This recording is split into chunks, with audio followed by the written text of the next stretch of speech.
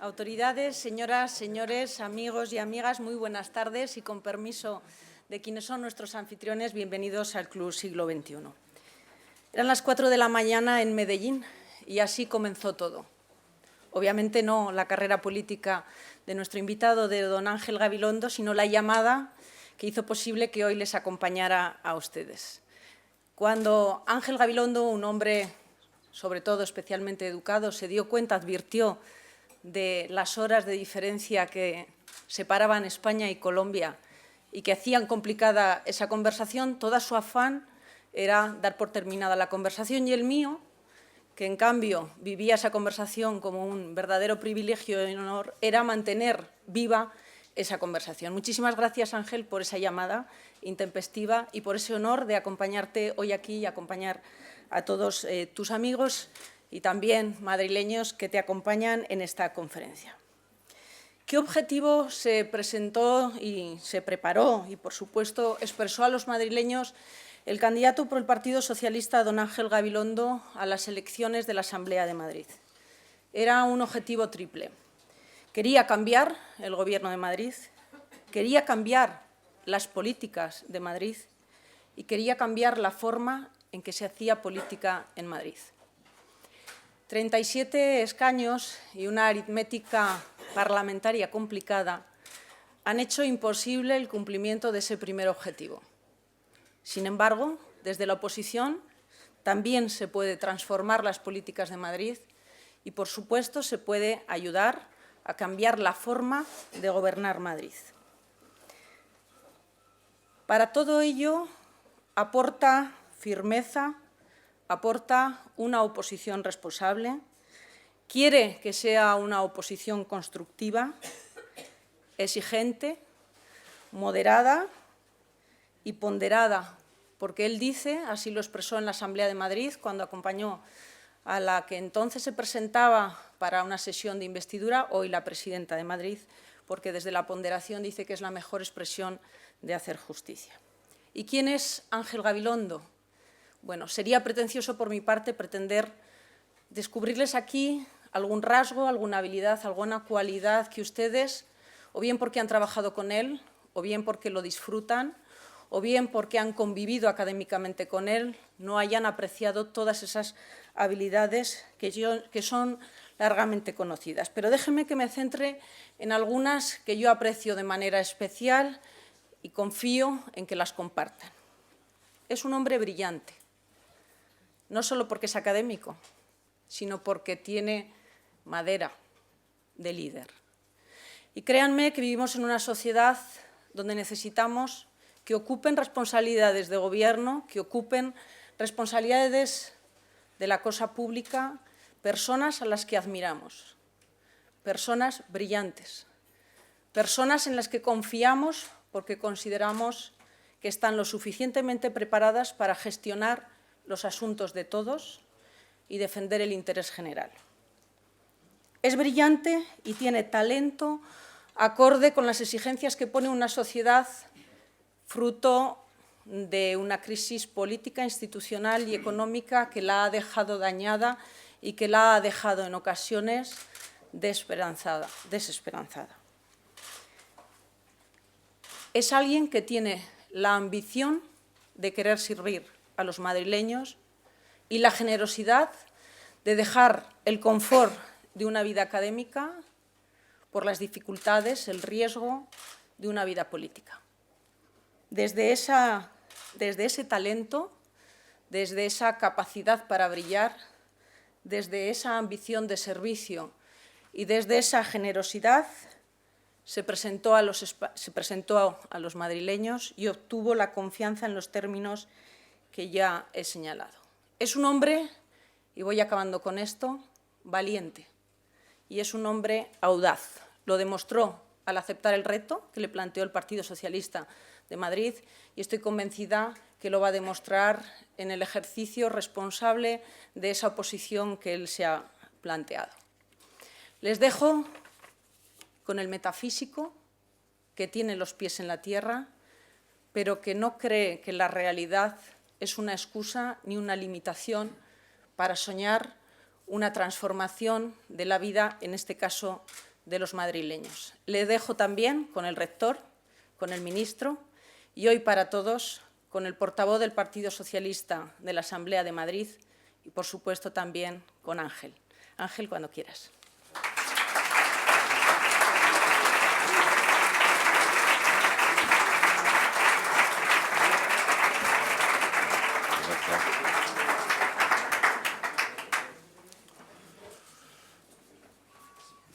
Bueno, se le ha olvidado decir que también puedo ser muy pesado. Buenas tardes, señora presidenta de la Asamblea de Madrid, señor consejero de la Presidencia de Justicia e Interior, señores embajadores, señores alcaldes, señor rector, señor presidente de la CEIM, vicepresidente de la COE, secretario general de Comisiones Obreras de Madrid, señor secretario de Organización de la Unión General de Trabajadores de Madrid, portavoces, señor secretario del PSOE de Madrid, señor secretario general, concejala, ¿no?, portavoz del Partido Socialista del Ayuntamiento de Madrid, señora presidenta de nuestro grupo parlamentario. Es que yo no veo más que amigos y amigas, es lo que me da ganas de decir rápidamente, ¿no? Pero, en fin, señores concejales, señores diputados, ¿no?, de la Asamblea y también diputadas, señores diputados y diputadas del Congreso y del Senado de Madrid. Lo dejo en estas palabras. Señoras y señores, amigos y amigas, ya está. Si alguno no se ve incluido en esta última consideración, me he equivocado yo. Gracias por su presencia. Muchísimas gracias al Club Siglo XXI por esta oportunidad. Agradecemos efectivamente su presencia y su amabilidad a la señora presidenta, doña Paloma Segrelles, y a don Francisco Segrelles. Y quiero expresar mi muy sincero agradecimiento a doña Mariola Urrea. Gracias por tus amables palabras, por tener la generosidad de recrearme, porque me has recreado hasta parecer alguien supuestamente interesante para decir algo. Siempre guardo el recuerdo de tus magníficas gestiones para hacer de la abogacía aún una mejor profesión. Enhorabuena por tu labor académica y también muy especialmente, muchos te conocen también por eso, por tu contribución en los medios de comunicación a una reflexión serena, con contenido, sobre la política y la sociedad. Te escuchamos y te leemos con gusto y tenemos bien en cuenta tus consideraciones. Quiero decir con esto que yo te estoy presentando a ti y cuando quieras quizá deberías hablar. Yo siempre he creído en el diálogo, siempre he creído en el diálogo, ¿no? Encuentro personas tan importantes aquí, que me produce emoción, me dan ganas de nombrarlas personalmente. Ellos saben a quiénes me dirijo, ¿no? Siempre he querido en el diálogo y lo que les puedo decir es que tras 100 días en la Asamblea de Madrid no dejo de hacerlo. Esto me parece el resumen de lo que quiero señalarlos. Han pasado 100 días en la Asamblea de Madrid y no tengo remedio. Sigo creyendo en el diálogo. Es el único camino político y el único camino en la vida. Sin acuerdos no hay convivencia. Pueden pensar que esto lo creemos todos, pero no estén tan seguros. Hay quienes opinan que en la política priman otros valores. La cuestión de la verdad, por ejemplo, les parece algo trasnochado y resultaría más idóneo para la acción política alguien que no se anduviera con estas minucias. Como si la habilidad política radicara en la astucia de aparentar lo que no se es o de hacer pasar lo que no es como si fuera verdadero. De no tener claro esto, pues se demostraría que uno no vale para la política. Incluso nos atrevemos a decir que alguien es un gran político cuando se desenvuelve sin parpadear en el terreno de las medias verdades, que son también medias falsedades. Pues tras 100 días ratifico mi pasión por la verdad, por la sociedad y por la solución conjunta y acordada de los problemas, que es lo que a mi juicio ha de constituir el corazón de la política, la lucha por una sociedad más justa y más libre. Y por otra parte, he de empezar por agradecer a quienes comparten conmigo ese desafío, muchos de ellos aquí, y por decir que en esta tarea no me he sentido en absoluto solo, aunque me he fijado que no todos comparten esta prioridad. No digo todos ellos que están aquí. Digo por si hubiera alguien que no comparte esta prioridad. Hay quienes tienen otros intereses que no puedo comprender fácilmente, y a quienes no cuesta situarlos en primer lugar esos intereses y que incluso piensan que el diálogo no es un buen camino, es un camino de ingenuos. Porque el diálogo es exigente, es lento, no produce los efectos deseados de inmediato. Estos mismos miran con conmiseración, casi con compasión, casi con misericordia. Y si uno se descuida, encuentra que le miran hasta con ternura. A quienes quizá, a pesar de todo, seguimos insistiendo en que es el único camino, el de más alcance y el de más largo recorrido. El acuerdo y la defensa de la verdad, que para mí es siempre la defensa de lo justo. ¿Pero a qué llamamos diálogo? ¿A consultar? ¿A informar? ¿A transmitir nuestras decisiones? ¿A dejar un espacio siquiera mínimo para que se incida en ellas? No soy quien para dar lecciones a nadie, pero sí quiero subrayar que, a mi juicio, el diálogo es una búsqueda compartida desde el inicio, algo que puede llegar a dislocar nuestras previsiones iniciales, hacernos llevar a los diversos interlocutores y a nosotros mismos a una posición distinta. En la Asamblea de Madrid, todos y cada uno, todas y cada una representamos voluntad ciudadana.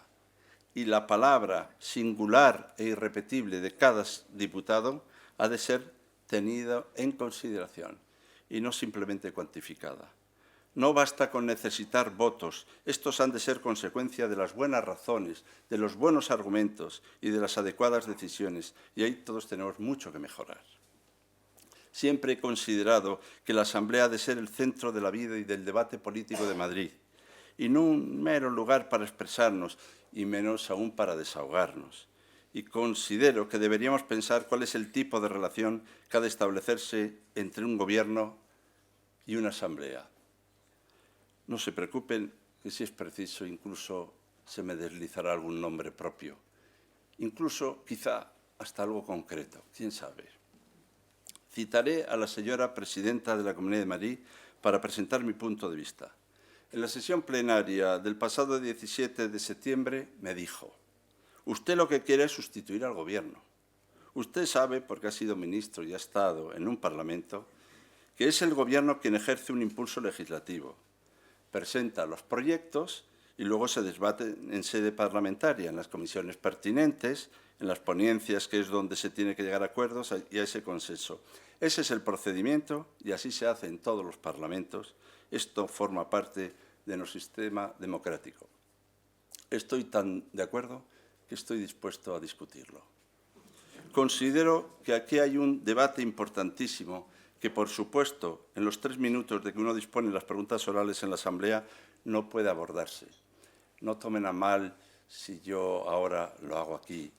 No utilizo su presencia para hacerlo. Es que me parece que es importante para poder explicarlo.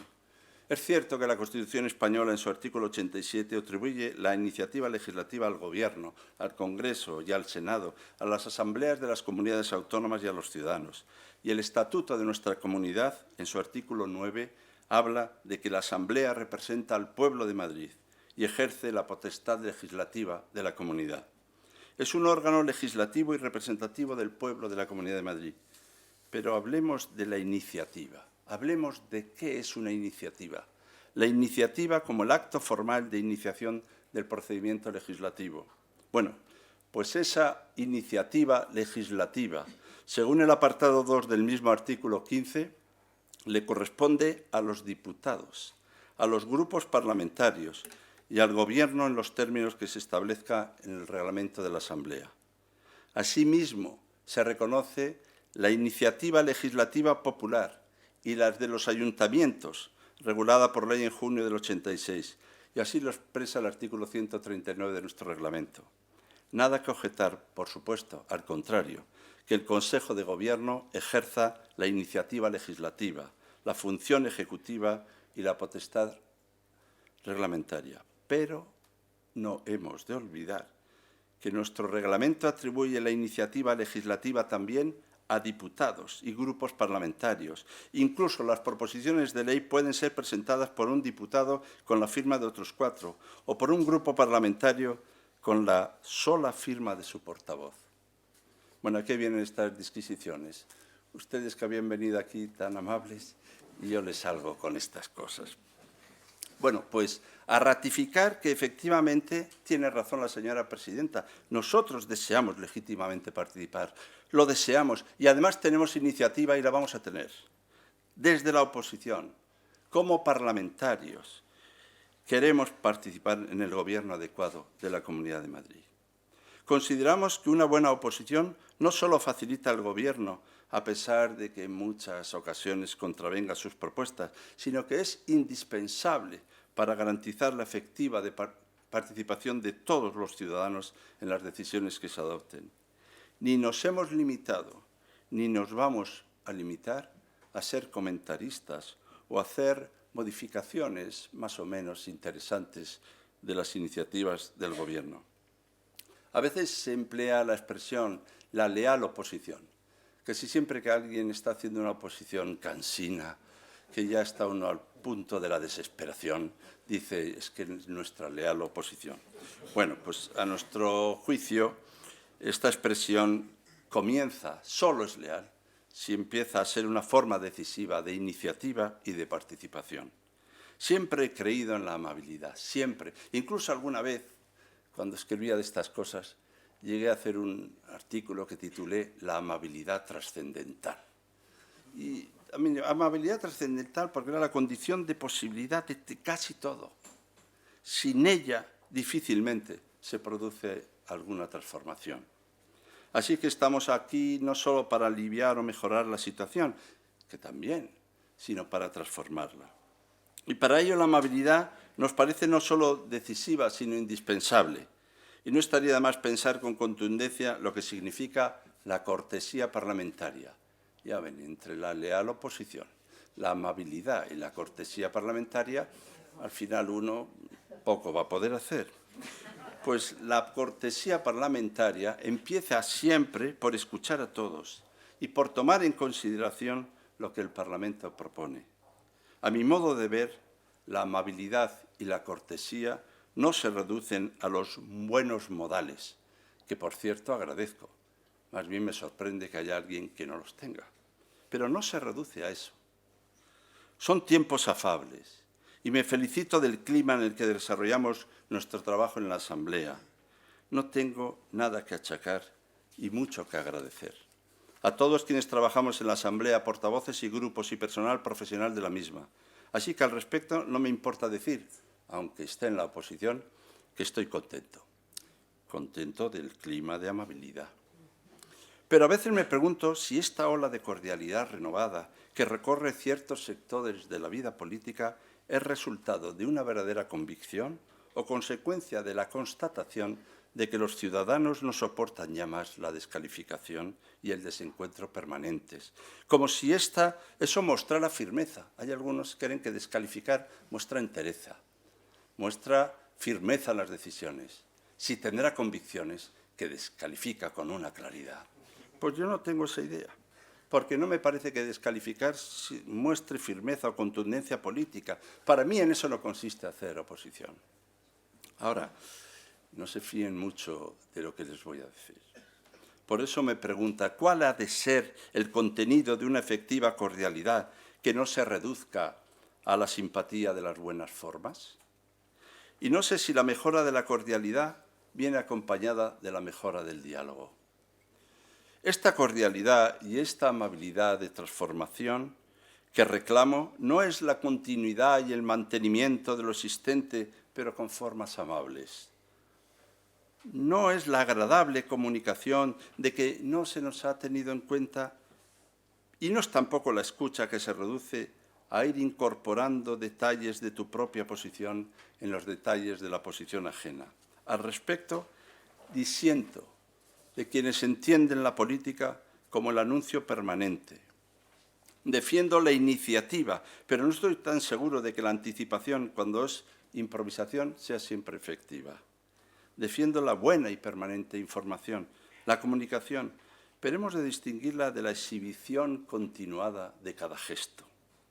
Es preciso que haya proyecto, con contenido, con objetivos, con cronograma y con evaluación también del estado de cosas. No descarto que carecer de ellos pueda resultar incluso mediáticamente rentable. No descarto que pueda resultar muy pesado que alguien nos presente sus proyectos, sus objetivos, sus líneas de actuación. No descarto que carecer de ellos hasta pueda ser rentable.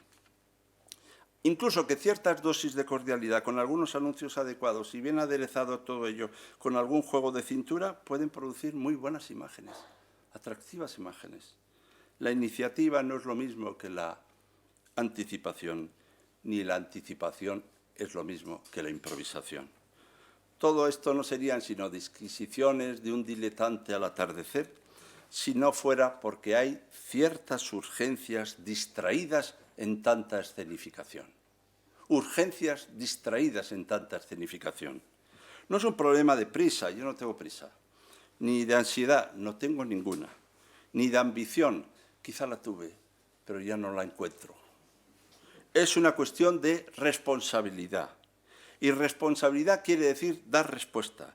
Y Madrid es una comunidad con grandes desigualdades. Y hemos de abordar con radicalidad las causas y las consecuencias de esta situación. Pero eso significa modificar el sistema de generación de bienestar y de riqueza para que alcance a todos. Sé que no estamos solo los 37 diputados del Grupo Socialista, sé que no. Sé que hay muchos diputados de otros grupos que sienten también esto. Ni en la Asamblea estamos solos, ni en la Comunidad de Madrid nos sentimos solos, siquiera porque 800.000 ciudadanos y ciudadanas apoyaron, y sé que apoyan nuestra voluntad de transformar la actual situación. Y no solo ellos. Efectivamente, venimos a transformarla, a trabajar por un cambio de modelo productivo para lograr una fiscalidad más adecuada y más justa, para cambiar un modo de proceder que produce desigualdad y que en no pocos aspectos, como en el ámbito de la reforma laboral que nosotros no compartimos, procura indefensión ante condiciones laborales y salarios deficientes, sin apenas caminos de mediación. No podemos sino celebrar las iniciativas que se hagan para atenuar esta desigualdad y estaremos al lado de esas iniciativas, provengan de donde provengan. No será necesario que sean del Grupo Socialista, vengan de donde vengan. Será un placer coincidir en todas las iniciativas que vayan en la dirección de afrontar esta desigualdad. Siempre juntos para combatirla. Los datos de empleo de Madrid son malos, son desmoralizadores. 600.000 parados, 400.000 no cobran prestación. Hay 280.000 trabajadores pobres. Esta es una nueva modalidad, trabajadores pobres. Y esto no parece que vaya a mejorar así, al menos inmediatamente. En los 2 últimos meses se han perdido 39.000 empleos en Madrid, 37.000 en educación. Y Madrid es la comunidad autónoma donde más empleo se ha destruido. Yo no digo que no se haga mucho, todo lo que se pueda. Yo no estoy descalificando a nadie, ni acusando a nadie de nada. Estoy diciendo que me he fijado, como tantos y tantas madrileñas, que esta es una prioridad. El empleo que se crea es precario, de baja calidad, con salarios imposibles. Con este panorama, en la anterior legislatura, las políticas de empleo se recortaron en un 70%. Esto confirma la necesidad de otras políticas y estaremos al lado de quienes las procuren. Nosotros creemos y proponemos emplear, deseamos que se emplee el 2% del presupuesto a políticas de empleo. Sin embargo, el Gobierno ya ha anunciado que el techo de gasto para 2016 será el 0,3%. No digo que esté bien ni mal, simplemente digo que con ese techo de gasto, con la deuda que tiene Madrid, con las políticas sociales que anunciamos y con la concepción que tenemos en general de la situación real y económica, pues todo va a ser muy difícil. Este anuncio, una vez más, se ha hecho sin que lo hayamos podido debatir en la Asamblea, quizá no era necesario, no lo sé, pero reivindicamos el interés político por consensuar la necesaria transparencia y la eficacia en estas políticas. Nosotros deseamos una mayor ambición en los proyectos. Con frecuencia tenemos noticias de intervenciones de mejora. Se nos dice, vamos a hacer tal cosa, perfecto. Algunas son menores, aunque se presenten con mucha pompa. Otras, sin duda, son importantes. Pero si bien celebramos toda mejora y felicitamos por toda mejora, consideramos que aún estamos. Son 100 días, lo comprendemos, sin descalificar, pero estamos en la inercia, en la misma inercia de los últimos 20 años. Por cierto, se requiere el reconocimiento de que hay una historia que precede a lo sucedido y a lo decidido. Historia sobre, pongamos un ejemplo, el abono de transporte. Buenas noticias. Ahora, conviene no olvidar que en repetidas ocasiones algunos votaron en contra de su ampliación hasta los 26 años en la anterior legislatura. O, por ejemplo, las tasas universitarias. Se rebajan el 10%. Buenas noticias. Pero conviene no olvidar que en los últimos años del Gobierno conservador las ha incrementado hasta un 60%. No vamos a convertir una buena noticia en mala. Simplemente vamos a comprender hasta qué punto es buena. Por otra parte, hemos reclamado la honestidad, la honradez, y sé que en esto no estamos solos. Ni nos sentimos, como Grupo Socialista, los protagonistas de la honradez, ni los que tenemos el patrimonio de la honestidad. No, no. Yo sé que en la Asamblea de Madrid, que en Madrid, la mayoría de las personas sois honestas y honradas. Me gustaría unirme a vosotros, somos, vamos a decirlo así, honestas y honrados. Sé que no solo en nuestro grupo están los honestos y los honrados. No tengo yo esta lectura de las cosas. Pero el empeño en insistir en que no se consentirán comportamientos inadecuados y se apartará de la representación política a quienes no proceden con honradez, pues solo faltaba, nos parece tan loable como insuficiente. Los ciudadanos nos reclaman que atajemos las causas, las raíces, los procesos y procedimientos que propician resoluciones injustas y crean el espacio en el que anidan estos comportamientos improcedentes. No basta con atajar los comportamientos, hay que modificar los procedimientos y devolver lo que se ha apropiado indebidamente. Por eso celebramos la creación de una comisión de estudio sobre la auditoría del endeudamiento y la gestión pública de la Comunidad de Madrid en la Asamblea y la creación de una comisión de investigación sobre corrupción política que ahora empieza sus actuaciones. Compartimos esas iniciativas que hemos tratado también de vertebrar y de articular para lograr una tarea razonable. Nuestro objetivo, créannos, nuestro objetivo es el señalado, que es analizar y estudiar las causas y adoptar las medidas para impedir que otro tanto vuelva a suceder. Y más en concreto, si se detectan comportamientos irregulares, que se proceda adecuadamente. Miren, lo digo públicamente, no son una excusa para debilitar el Gobierno. Son una razón del sistema democrático, una razón de la justicia de nuestras actuaciones. Las pasadas elecciones nos presentamos ante los ciudadanos y siempre hemos de agradecer la confianza que depositaron en nosotros para afrontar y resolver sus problemas. Y seguimos pensando que el desempleo o el empleo precario, que la insuficiencia o el debilitamiento de políticas públicas en educación y sanidad o en las políticas sociales y la lucha contra las deficiencias y carencias son una absoluta prioridad. 100 días después lo siguen siendo. Esto explica la presentación de proposiciones no de ley al respecto en la Asamblea y el apoyo que hemos dado a aquellas que van en esa misma dirección. Nos satisface comprobar que en todos los casos han recibido el reconocimiento y el voto mayoritario de la Cámara, mientras que el Grupo Popular que sustenta el Gobierno, siempre con sus razones, no lo niego, por una u otra razón, no lo niego tampoco, no las encuentra procedentes. O dice que tenía una iniciativa similar anterior, o anterior a veces en 2 días, o en ocasiones a la par. Nos sentimos satisfechos de esta labor de oposición, pero ello abre a la vez un nuevo debate. Un nuevo debate, precisamente sobre el sentido de las proposiciones no de ley en la Asamblea. La presidenta del Gobierno de Madrid insiste en que no son vinculantes, respetado queda. Pero si llevan a una votación y a un pronunciamiento es porque suponen un reconocimiento social y político de los actos y conllevan responsabilidades políticas, y no hemos de desconsiderarlas. Son decisivas en la tarea de la Asamblea de impulsar, orientar y controlar la acción del Gobierno, indispensables para la transparencia institucional, y desconsiderarlas sería ignorar el mandato de la Asamblea e ignorar a los madrileños que representamos. En 2 plenos celebrados hasta ahora, el 23 de julio y el 17 de septiembre, se han aprobado, entre otros asuntos, 8 proposiciones no de ley. De ellas, 5 a propuesta del Grupo Parlamentario Socialista y 3 a propuesta de Podemos.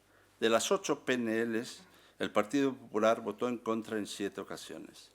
El partido que sustenta al Gobierno solo votó a favor en una, la de los comedores escolares. Además del mantenimiento de apertura de estos comedores escolares y de determinadas actividades en centros públicos durante el verano, también se presentaron otras proposiciones. La reducción de las tasas en educación infantil, formación profesional y universitaria, o la garantía al acceso pleno de la atención sanitaria y farmacéutica del servicio de salud a la población extranjera en situación administrativa irregular, o el retraso en el desarrollo de la LOMCE a propuesta del Grupo Podemos, o la renegociación del contrato de concesión de la atención especializada en la zona de referencia del Hospital de Collado Villalba, o la solución urgente a la deuda mantenida por parte de la Comunidad de Madrid con los propietarios del barrio Puerta Madrid de Alcalá de Henares, o la necesaria alerta e información a la población del acuerdo de la normativa europea vigente de los altos niveles de ozono en la Comunidad de Madrid, para que se adopten medidas oportunas al respecto, y la puesta en marcha de todas las medidas necesarias para garantizar el acceso, el suministro de agua, electricidad y gas para todos los habitantes de la Comunidad de Madrid a propuesta de Podemos. Lamento que esto sea una relación. Es un resumen de 100 días, es lo que tiene. Ustedes han sido muy amables y son muy amables atendiendo lo que les decimos, pero me gustaría sobre todo transmitirles un poco nuestra voluntad de responder a las demandas de los ciudadanos, a sus necesidades. Además, hemos preguntado en el Pleno sobre la valoración del Gobierno acerca de la operación Canalejas o su política cultural, o nos hemos interesado en saber qué ha sucedido y qué va a suceder con la Ciudad de la Justicia. Y además nos interesa saber qué piensa hacer el Gobierno al respecto. La respuesta ofrecida por el consejero, a nuestro juicio muy discutible, no aclaró nuestras dudas, pero seguiremos insistiendo. Es nuestro deber. Nosotros nos sentimos también muy satisfechos de la confluencia con los grupos y las asociaciones ciudadanas, con el apoyo del Grupo Socialista Municipal de Pozuelo de Alarcón, de la presentación de una solicitud conjunta con Podemos y Ciudadanos para derogar la Ley de Viviendas Rurales Sostenibles, la llamada Ley Virus. El Partido Popular ha anunciado que se suma a esta iniciativa. Bueno, pues, ¿saben lo que les digo? Que nos gusta, que estamos muy satisfechos y muy agradecidos de que sea así. Que este es el camino, que este es el ejemplo de que es posible trabajar juntos por el interés de los ciudadanos para dar respuesta a sus legítimas reivindicaciones. Que esto es lo que esperan de nosotros, que seamos capaces de encontrar los caminos para anteponer la respuesta a sus necesidades antes que cualquier posición partidista o política. Bueno, es verdad que si uno hablara, por ejemplo, de la sanidad, que es el servicio público que casi acapara la mitad, el 45% del presupuesto de la comunidad. Es un total de 7.292 millones de euros.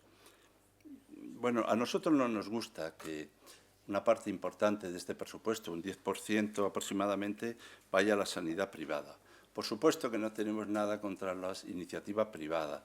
No tenemos nada, al contrario, contra la creación de riqueza y de bienestar. No tenemos nada, al contrario, con que haya personas que legítimamente pues, logren beneficios y creen riqueza. No solo no tenemos nada, es que lo necesitamos. Pero también es cierto que en virtud de convenios que ceden la gestión y la externalización de algunos servicios médicos a la sanidad privada, se ha producido una situación que nos inquieta. Nosotros creemos en la sanidad pública, universal y solidaria. Queremos en una sanidad bien gobernada y eficiente en la gestión pública. Las iniciativas llevadas a cabo y las que estamos preparando van encaminadas a tratar de procurar aplicar lo que proponemos. Hemos trabajado con otros grupos para sacar adelante la proposición para universalizar la sanidad sin exclusión. Hemos conseguido, entre todos, que la Asamblea apruebe otra proposición para que se renegocie la concesión de la gestión del Hospital de Collado Villalba. Y tenemos otras muchas propuestas, interpelaciones, mociones para comenzar a revertir, con la ayuda de los grupos de la oposición, la sanidad en Madrid y convertirla en lo que fue. La educación es el servicio público básico al que se destina la segunda partida presupuestaria más importante tras la de sanidad. el 27% del presupuesto, 4.338 millones.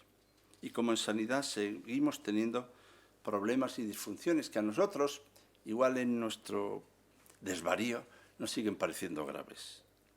Falta de profesorado, 37.000 menos, falta de infraestructuras, de mantenimiento de las instalaciones. Y nos parece que hay que mejorar la planificación. El inicio del curso ha sido desafortunado. Algunos dicen un caos. A mí no me gustan estas expresiones tan melodramáticas, ¿no? Aunque no sé si desafortunado no lo es. Ratios altas, implantación precipitada de la LOMCE, al menos a nuestro gusto, y ante tal desconcierto pues hemos dado curso a varias iniciativas en la Asamblea, entre ellas una propuesta para que se bajen las tasas universitarias. Nosotros proponemos que se empezara con un 20%, para que no haya tasas en la formación profesional.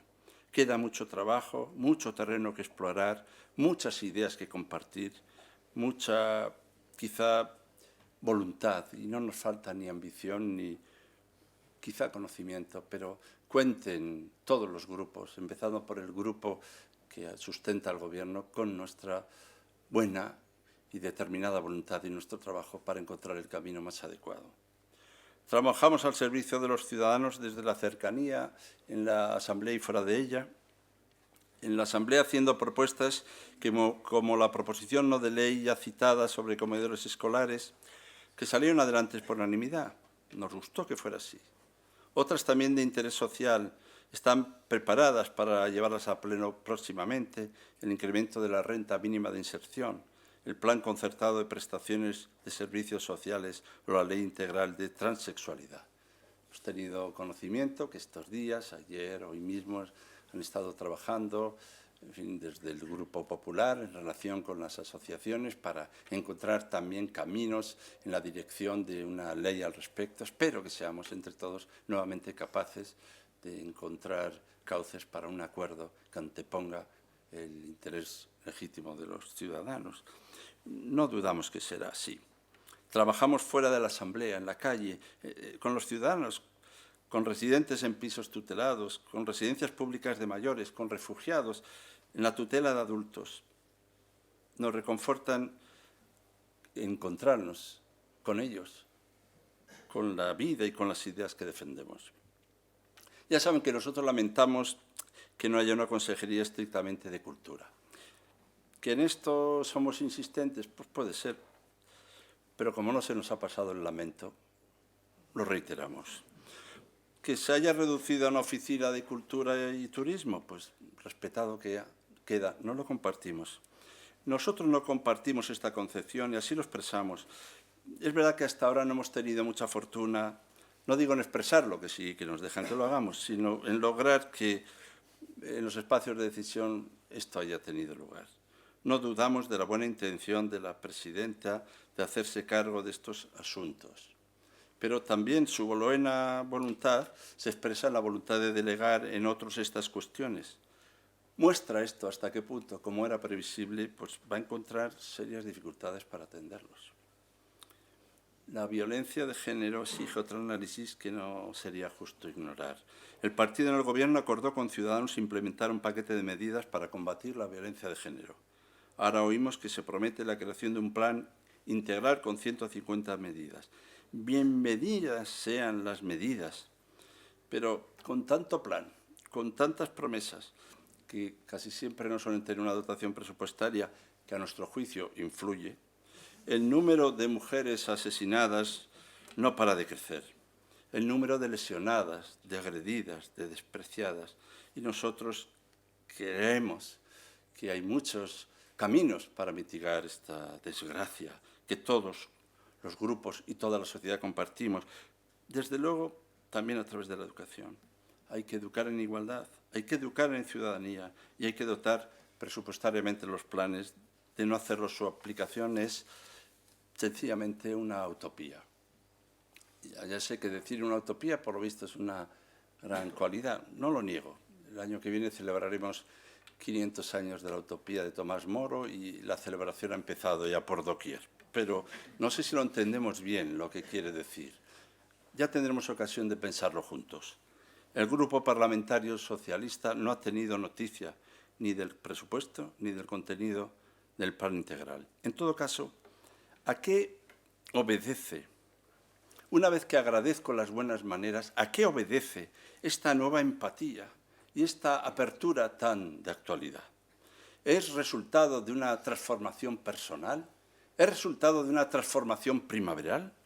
¿O los ciudadanos han decidido, ellos han mostrado que desean otro modo de hacer de la política, que no están satisfechos del resultado de las formas de gobierno con mayorías absolutas que se han utilizado en muchas ocasiones como un argumento para desconsiderar a las mayorías minoritarias o simplemente a las minorías, con el argumento de que es lo que han propuesto los ciudadanos? Pues, a nuestro juicio, lo que ahora han decidido es que modifiquemos sustancialmente el actual estado de cosas y que modifiquemos sustancialmente nuestro modo de proceder. Y es muy importante que atendamos ese mensaje. Podríamos poner, bueno, pues pongámoslo, el ejemplo de Telemadrid o del Consejo Consultivo de la Comunidad de Madrid. No nos gusta cómo se ha actuado con el ente público Radio Televisión Madrid y las sociedades Televisión Autonómica Madrid, Sociedad Anónima, y Radio Autonómica Madrid, Sociedad Anónima. El Gobierno ha elaborado un proyecto sin contar con la oposición, al menos con gran parte de la oposición, porque cuál es la oposición en la Comunidad de Madrid también tiene su debate, dado que hay algunos que son por la mañana Gobierno y por la tarde oposición, pero esto nosotros lo respetamos también. Nosotros propusimos un acuerdo desde el inicio, es decir, nos hubiera gustado haber tenido una reunión previa sobre el proyecto, haber valorado el ente público y a partir de ahí haber previsto qué objetivos, en qué líneas podemos trabajar para ir elaborando un proyecto, sabiendo que esta iniciativa le corresponde al Gobierno, sin duda. Pero no ha podido ser, no se ha buscado que así fuera. El proyecto que se ha aprobado en el Consejo de Gobierno no nos gusta. Se nos ha tendido la mano para que trabajemos para buscar consensos.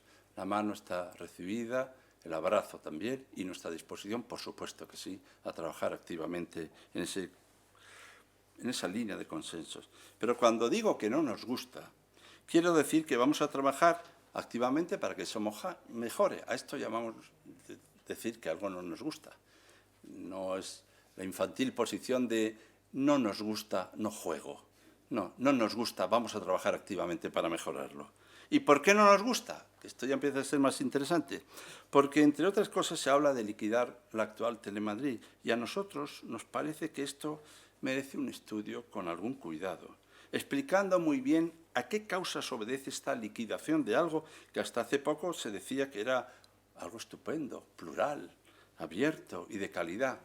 Bueno, pues ha debido haber algún espacio de reflexión en el que parece que la consecuencia de esto que iba también es que hay que cerrarlo. Creo que hay que explicarlo porque hay que asumir las responsabilidades económicas, sociales, laborales y patrimoniales de este proceso. Y por eso lo primero que queremos es que esto no se haga con una simple clausura sin explicaciones y con un inicio que no asuma las responsabilidades de quien ha gobernado también esto. Es verdad que la televisión no es una televisión del Gobierno, pero es verdad que todos hemos aprendido algunas cosas. Que se dice que tiene que seguir siendo una institución de carácter público. De acuerdo. Esto lo tenemos que explicar despacio, luego ya vendrá el debate y toda esta lista de asuntos y características que siempre decimos. Lo han oído los ciudadanos hasta la extenuación y yo voy a cantar la retahíla de la televisión que tenemos y vamos a tener. Que no sea politizada, que sea independiente, que sea profesional, que esté bien financiada, que sea viable, que sea solvente. Unanimidad. Adjetivos pertinentes, lo sabemos todos. Ahora de lo que se trata es de ver cómo se logra eso.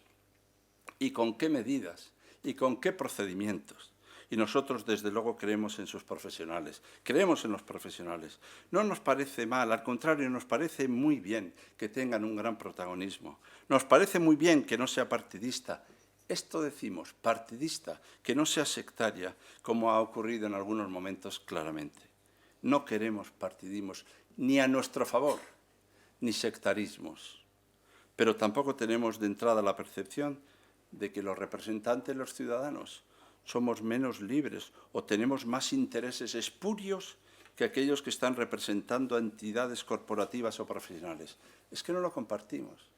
Pensar que un representante de los ciudadanos tiene intereses subrepticios, mientras que las entidades corporativas o profesionales solo buscan el bien de la humanidad, es un asunto discutible. Yo no lo pongo en duda, pero sería interesante que buscáramos acuerdos, ¿no? Reconocemos la iniciativa que corresponde al Gobierno, la reconocemos, pero encontramos deficiencias en este necesario diálogo previo con los sectores afectados y también con los grupos parlamentarios. Insisto, el texto presentado no nos gusta y vamos a trabajar. Compartimos que se estudie su viabilidad, que se haga un plan de reforma, de financiación ajustada, pero habrá de explicarse por qué ha de ser una sociedad mercantil.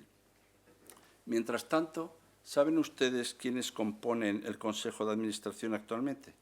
¿Saben ustedes quiénes dirigen la Radio Televisión Madrid en este momento? Pues los mismos que fueron designados en la anterior legislatura. El reglamento de la Cámara señala en el artículo 230.1, comillas, que al inicio de cada legislatura se propondrán los candidatos al Consejo de Administración de Radio Televisión Madrid. Bueno, la legislatura la damos por iniciada, han pasado más de 100 días y nada ha cambiado.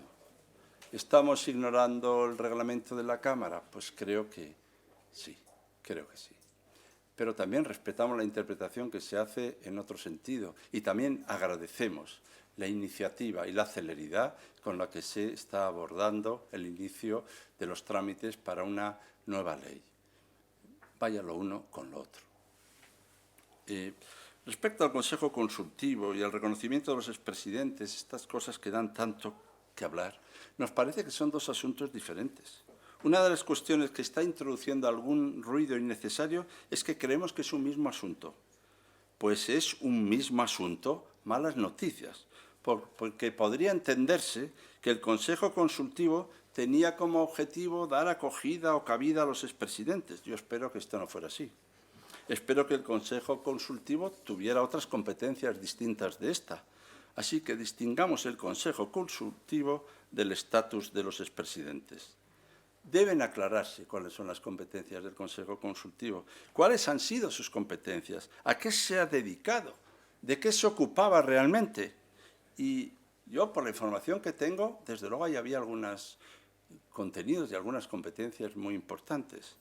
Esto está para muchos claro, pero también está bien que los ciudadanos lo sepan. Y una vez conocidas, si se va a eliminar el Consejo Consultivo, ¿a qué ámbitos, a qué otros lugares van a ir esas competencias? Que no se pierdan por el camino, porque a veces, mientras se cierra algo, se extravía también las competencias o se diluyen las competencias. Así que vamos a ver qué competencias son interesantes de ese Consejo y a dónde van a parar, dónde quedan. Y vamos a defender esas competencias, que son competencias profesionales y competencias de representación, y garantizar que no se pierda eficacia. Nosotros defendíamos en el proceso de investidura que se abriera un debate sobre la pertinencia o no de eliminar el Consejo Consultivo. Si como resultado de ese debate el Consejo Consultivo ha de eliminarse, no nos parecerá mal. Lo que no queremos es eludir el debate. Y con respecto al estatus o el estatuto de los expresidentes, a nosotros nos parece bien que lo haya y que se haga. Ya sé que los tiempos parecen indicar que lo que hay que hacer a alguien que ha sido expresidente pues es negarle los espacios. Bastante privilegio han disfrutado ya. Pero yo tengo otra idea, nosotros tenemos otra idea más institucional de las cosas. Un presidente o presidenta no es solo una persona, tiene una dimensión institucional. Sé que si les digo que es una institución, quizá a alguno les sorprenda. Dirá, algunos que conozco no son para tanto, pero son una institución. Son una institución y además una institución que merece reconocimiento y un reconocimiento que queremos que sea consensuado y acordado, sin alaracas, con austeridad, y vamos a decidir juntos el reconocimiento institucional que han de tener. Llamen los asuntos que a nuestro juicio merecen un debate, estamos dispuestos a afrontarlo. No prejuzgamos el resultado del mismo, ya lo veremos. Nos parece muy bien que se hable de esto y lo agradecemos que se hable de esto. El señor consejero de Presidencia, Justicia e Interior tuvo también la deferencia y la amabilidad de comunicarme que iba a procederse al estudio de este estatus o estatuto. Esperamos también la propuesta concreta, pero yo agradezco que se haya hecho así y trabajaremos para encontrar un camino, ya repito, a los ciudadanos, lo repito, de austeridad, pero también de reconocimiento institucional. Nos parece muy bien que se hable de esto, quiero decir. Queremos escuchar las razones de los demás. Antes de estar a favor o en contra de las propuestas, conviene participar activamente en el debate que pueda conducir a ellas, antes de tener que pronunciarnos sobre lo que se presenta. Y sin desconocer la legitimidad de las iniciativas de un Gobierno, en nuestra idea de que entre la cordialidad y el diálogo cabe una posibilidad, que es la cordialidad con diálogo, hubiera sido deseable participar más activamente en la elaboración de los proyectos. Ciertamente cabe intervenir en la Asamblea. Se nos dice, en la Asamblea pueden ustedes intervenir. Muchas gracias. Pues solo faltaba.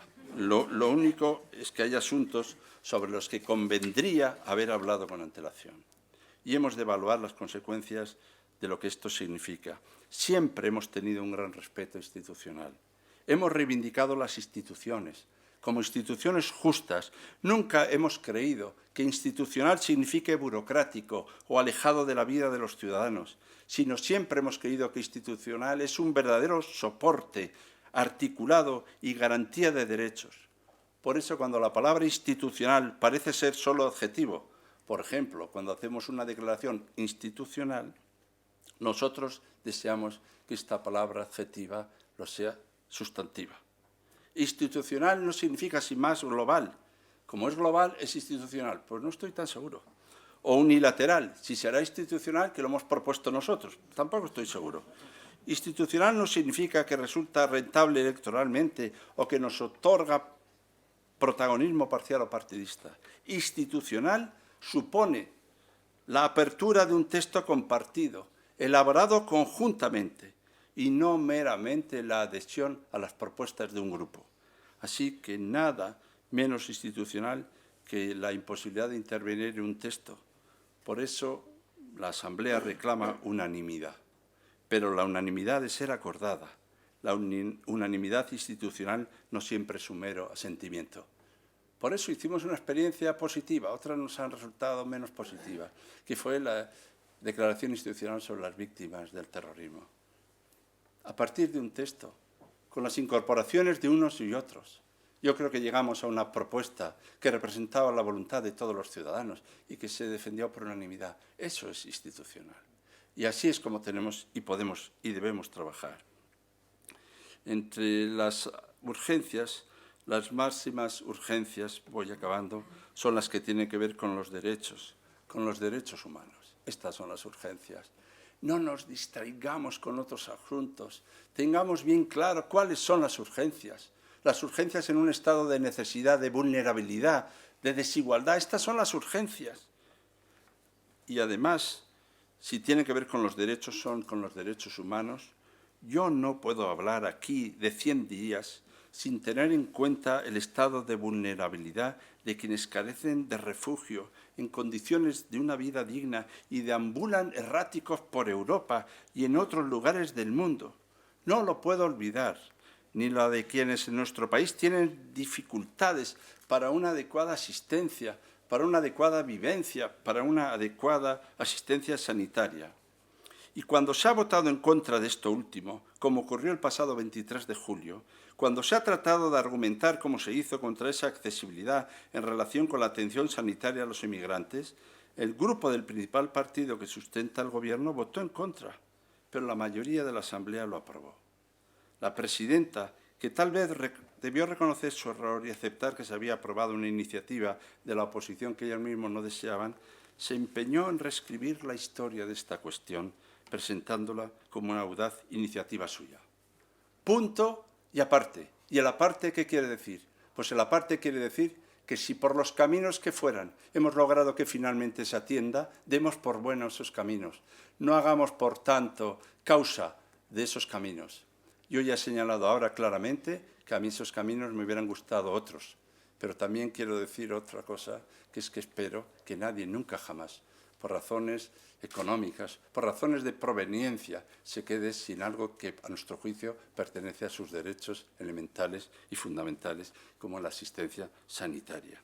Además, apoyamos la iniciativa del Grupo Podemos de encontrar una solución a la necesidad de responder a las necesidades derivadas de la pobreza energética, con independencia de hasta qué punto esto sea una iniciativa de unos o de otros. No importa de quiénes son las iniciativas. Algunos dicen, la política es el arte de tomar la iniciativa. Bien, a mí la iniciativa siempre me ha interesado. Algunos confunden esto, como antes he dicho, con ser el primero. Incluso, aunque sea precipitadamente, he sido el primero en decir lo que no sé a qué viene, pero he sido el primero.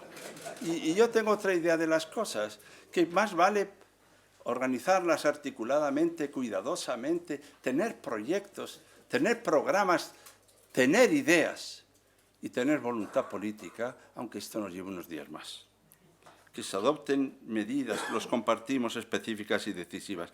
Tal vez hemos de articular una mayor presencia de asuntos que conciernen a la realidad territorial de Madrid. Madrid no es solo la capital. Madrid no es solo la ciudad de Madrid.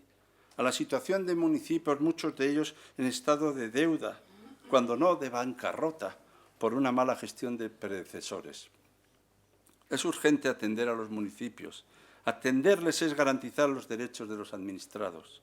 Tenemos graves problemas en muchos de ellos por las elevadas deudas que arrastran y que les impide a los nuevos regidores cumplir la función a la que están obligados. Vivimos en una comunidad rica con algunos municipios pobres.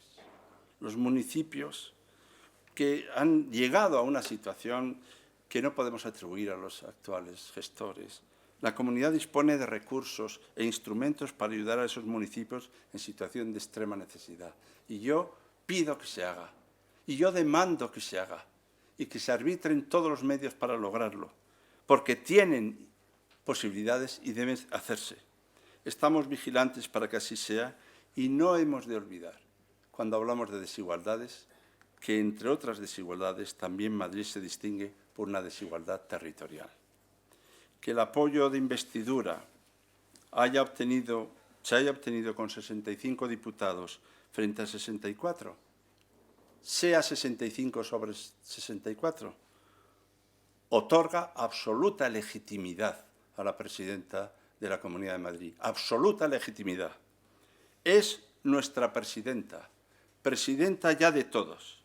Pero esto no significa no olvidar la expresión de tantos miles y miles de ciudadanos y ciudadanas que están y estuvieron en la necesidad de que no todo el espacio político se fragüe con esa mayoría de la investidura.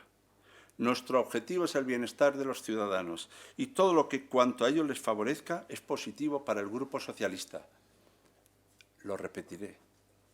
Todo lo que beneficie a los ciudadanos es positivo para el Grupo Socialista. Pueden ustedes deducir qué mala percepción política tengo. No tenemos, como hemos señalado, ni otras prisas, ni otras ansiedades. Pero, desde luego, lo que no aceptamos es que de aquella votación, 65-64, se deduzca una omnipresencia mayoritaria de posiciones conservadoras y de otras formas continuistas de políticas que no compartimos. Hemos de potenciar el parlamentarismo.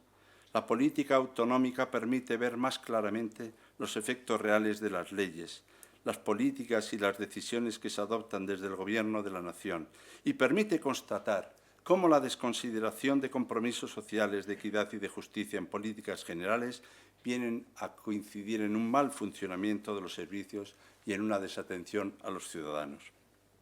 La Asamblea de Madrid ha de prestigiar el privilegio, ha de potenciar este prestigio de la palabra, el prestigio del debate, el prestigio del acuerdo. Y esto empieza por necesitar la modificación del reglamento. Esta es la forma que deseamos. Y nosotros decimos que es indispensable que no se abra una brecha entre el Gobierno de Madrid y la Asamblea de Madrid. Y vamos a trabajar para que eso no ocurra. Algo así como si los asuntos se componen en la Puerta del Sol y luego en Vallecas, ya se sabe, en Vallecas, tras algunos debates, nos limitamos quizá a ratificarlos. Siempre los ciudadanos han de saber que estamos dispuestos a trabajar y estamos trabajando para lograr afrontar sus problemas. Que no olvidamos nuestro compromiso para luchar contra la desigualdad, para encontrar soluciones justas y que no hemos cambiado lo que pensamos y aquello por lo que luchamos. En 100 días no se nos ha pasado. Ya veremos. Pero siempre aprendemos, y esto es muy importante, cómo mejorar. Hemos aprendido y necesitamos de su presencia y de la de nuestros diputados en la cercanía de los asuntos de los municipios y de los pueblos y de los ciudadanos. Y también hemos ratificado que no basta con la cordialidad, que es necesario el acuerdo, el diálogo y la apertura efectivos. A veces alaban a alguien, me alaban a alguien diciendo, es muy simpático, es muy agradable. Digo, pues claro, pero es que hay alguien que no lo sea. Yo pensaba que lo éramos todos. Ah, los hay. Pues si los hay, no merecen la confianza de los ciudadanos. Pero esto tampoco es el final de la tarea que se espera de nuestro concurso, el concurso de toda la sociedad, de los emprendedores, de los agentes sociales, de quienes con su esfuerzo y su trabajo, el que realizan, el que persiguen, nos exigen más resultados, de quienes también contribuyen a que los logros entre todos, universidades, centros de investigación, pequeños y grandes empresarios y tantos y tantas ciudadanas que cada día honestamente luchan por transformar a través de la innovación, la creación, la ciencia, la investigación y la cultura, luchan por un Madrid mejor. Estamos con ellos, contemos con ellos, somos solo con ellos. Quizá a algunos les sorprenda, y este sí que es mi final, el final de mi intervención, esta insistencia en el diálogo. Quizá les sorprenda esta enfermedad por el diálogo. Alguna vez me dijeron, ¿está usted enfermo de consenso? Puede ser, no lo descarto. Quizá a alguno les sorprenda esta insistencia en el diálogo cuando nos corresponde hacer oposición. O esta voluntad de propiciar el buen gobierno cuando no estamos en él. Pero ya ven cuál es nuestra idea de las cosas. La que se corresponde a establecer la resolución de los problemas de los ciudadanos como una absoluta prioridad. Y por ello, y con ello, de las políticas públicas. Queremos, en efecto, consensuar las reglas de juego. Queremos el buen gobierno, consensuarlo. Queremos consensuar los procedimientos y los modos de proceder. Y una vez que hayamos consensuado esto, por ejemplo, en sanidad o en educación, a partir de eso, que cada quien haga valer sus buenas razones y que cada quien haga valer sus diferentes políticas. No queremos confundir a los ciudadanos pensando que lo que buscamos es una indiferencia de las posiciones. Nuestras posiciones políticas se defenderán también con su singularidad, pero a partir de consensuar las reglas de juego, a partir de consensuar el buen gobierno, los procedimientos y los modos de proceder. Confiamos en que estos 100 días hayan sido suficientes para que distingamos los anuncios de los acuerdos. Ello no nos va a impedir festejar, y yo lo festejo como una gran noticia, la cordialidad con que nos relacionamos. Muchísimas gracias.